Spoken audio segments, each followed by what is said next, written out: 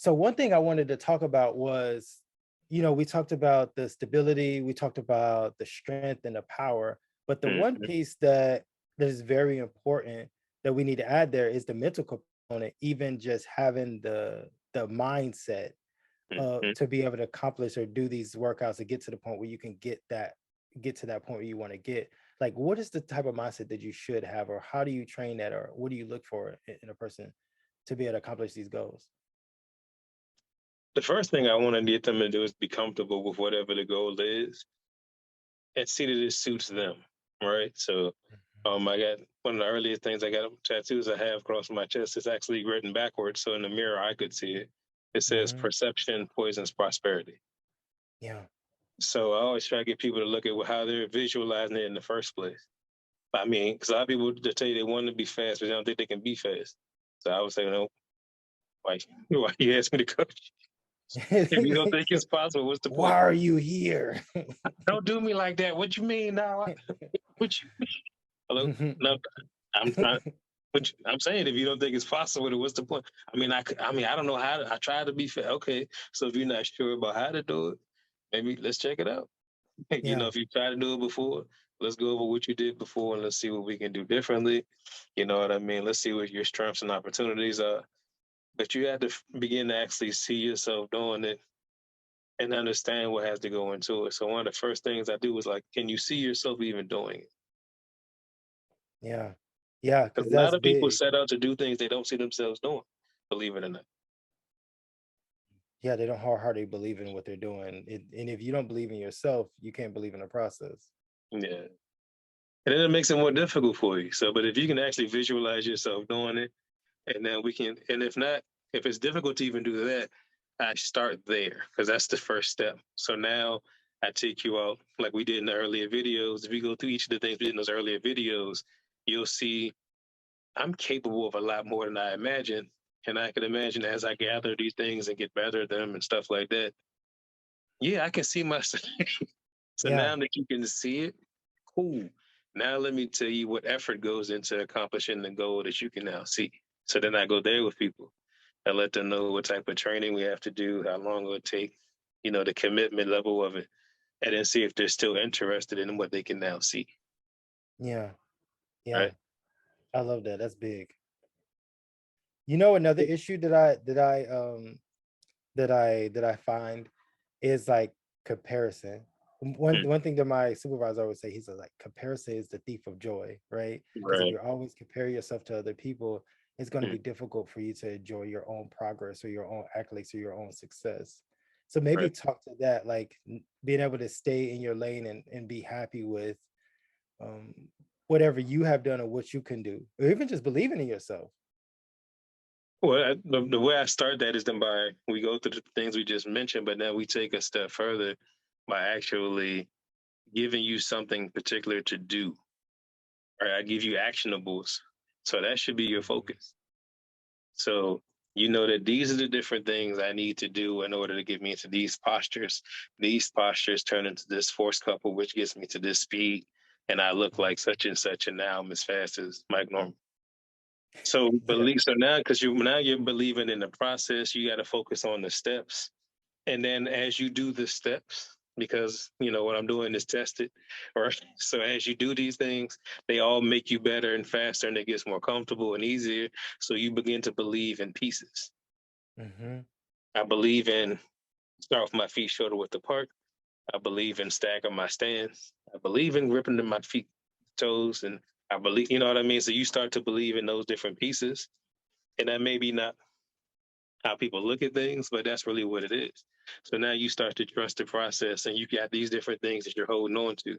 So now as you start to run down the track, you're holding on to 75 different beliefs hmm, consciously now, because that's what you're focusing on to help you move in the first place, right? So yeah, now it changes things. And then for some people, it's just so much stuff. I don't even have time to be nervous because I was like getting my arms up and you said shoulders back and yeah. That's me. I was trying to breathe and it was happening. This is why I always say, we are what we practice. Because if for me, I'm one of those athletes. Like, soon as I get in the block or it's game time, I don't think whatever I trained, whatever my muscle memory was, whatever I like repeated the most, that's what's going to show up for me on race day. So I Yeah. just try to like I have like a little mantra, especially when I'm at the blocks. I'll be like, all right, this is all I can think of. I go head down, all right, shoulders down, chest up.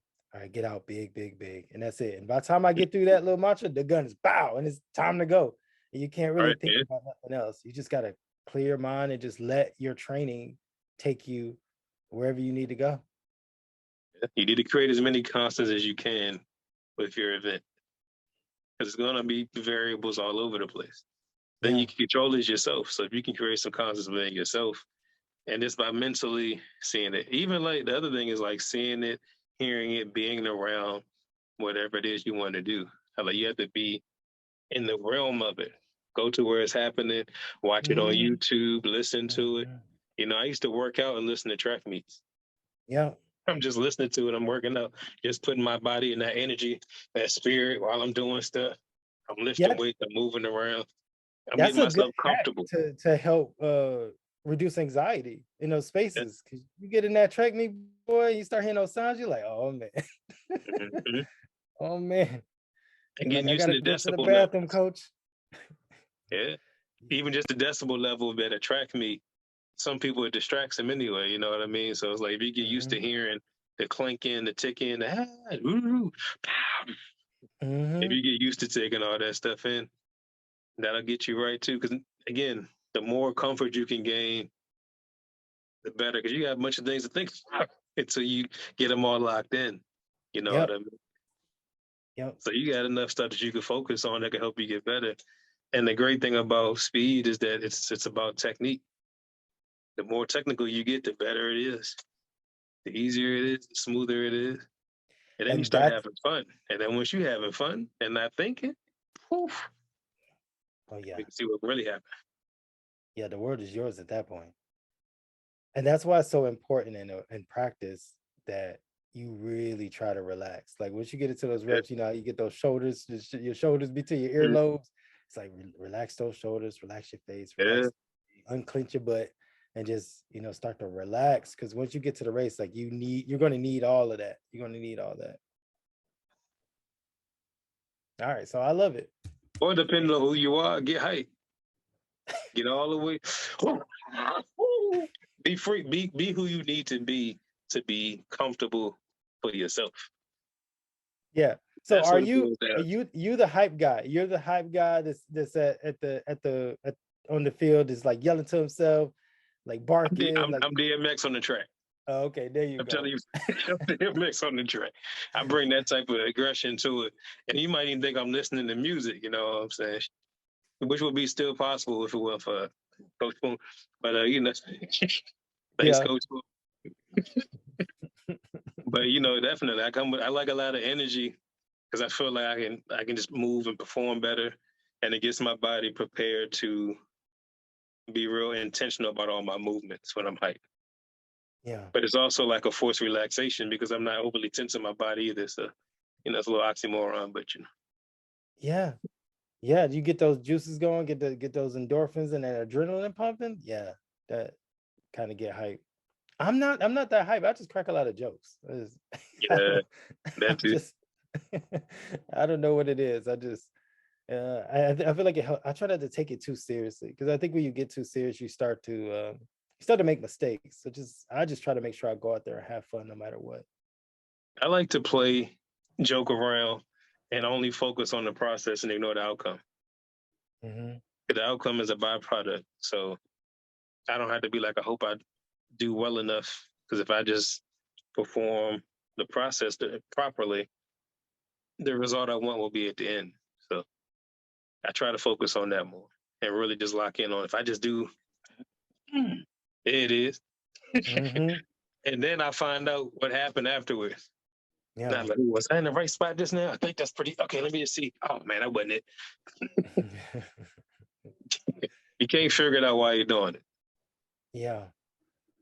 So Yeah. visualize it, put it in your head, see yourself being able to do it. Give yourself some little places where you can maybe step through it and kind of see you getting better and stuff. Film yourself, time yourself, And it's because as you get to see yourself performing better, you can see, oh man, this normally took me this much time. Now it takes me less.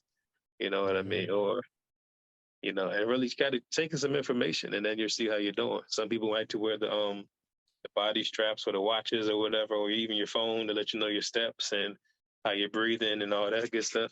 Your blood Yeah, pressure. that's Use a something to give you an idea. yeah, that's a tip for me too. Like I use my Apple Watch, Hmm. and the other day I was running some 150s. Like we were like just eating 150s, and then my last 150, like I could not get my heart rate down. And I usually like let my heart rate kind of get calm down to around like 119 or something like that before I take the next one. But I could not get this one down. But All that's right.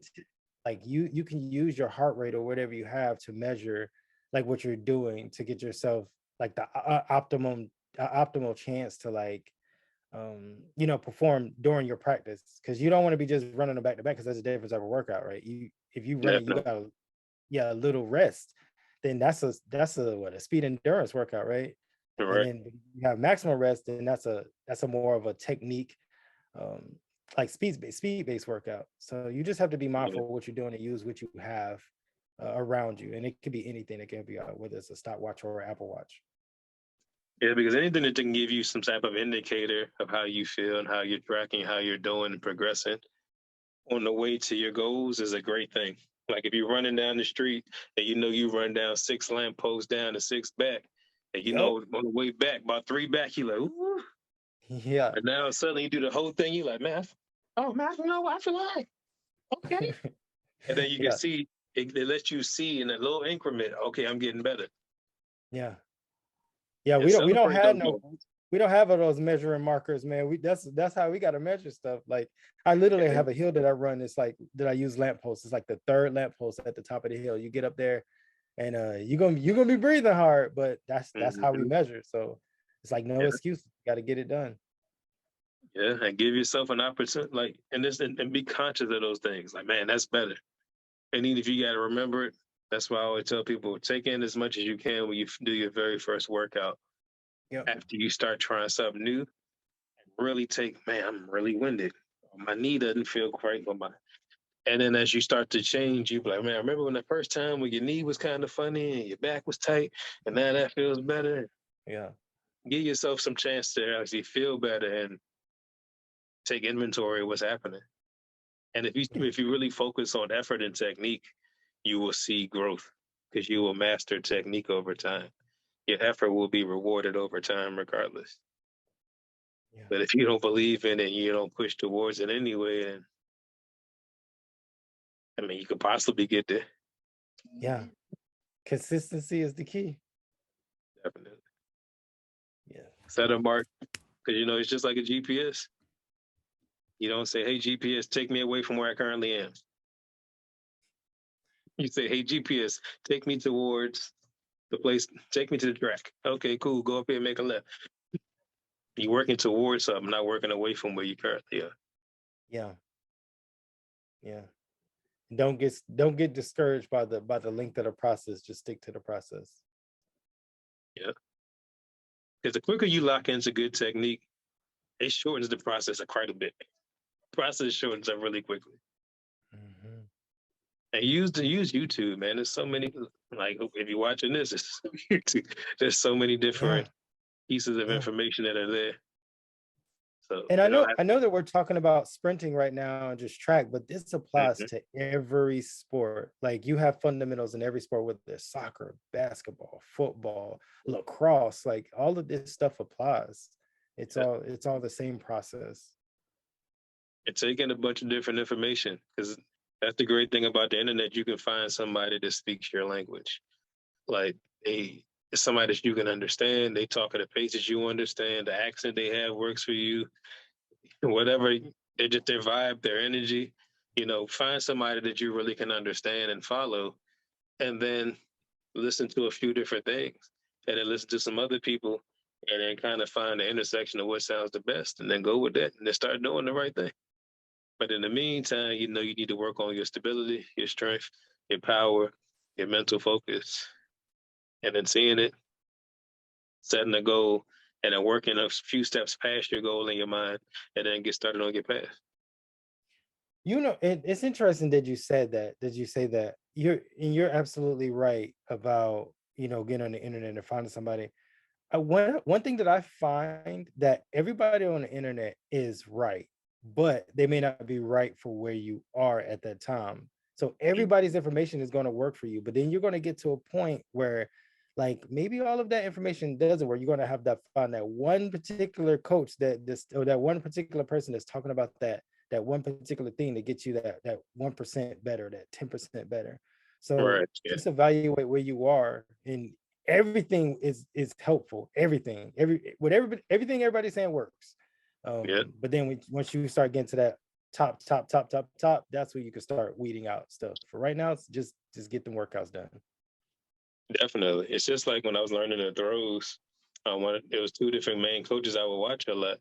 They were both excellent coaches, but one of the coaches had a system where there were different postures and poses you were supposed to hit to go to the throw, Yeah, which is awesome for sighted people.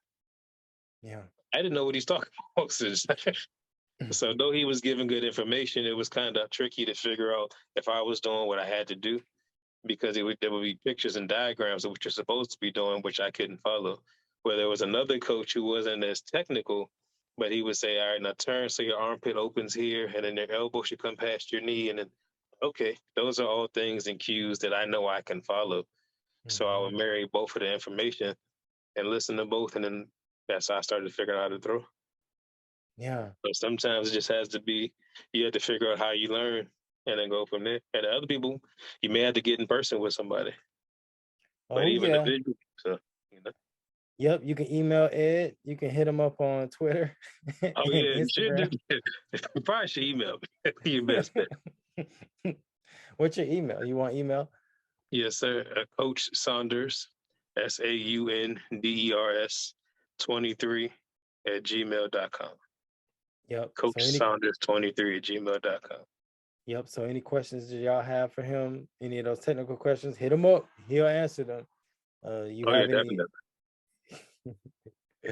But thank you for coming on the show again and helping me with this series. No problem, man. It's been fun. Yeah, Thanks for having me. you're welcome. I'll catch you guys later. Peace.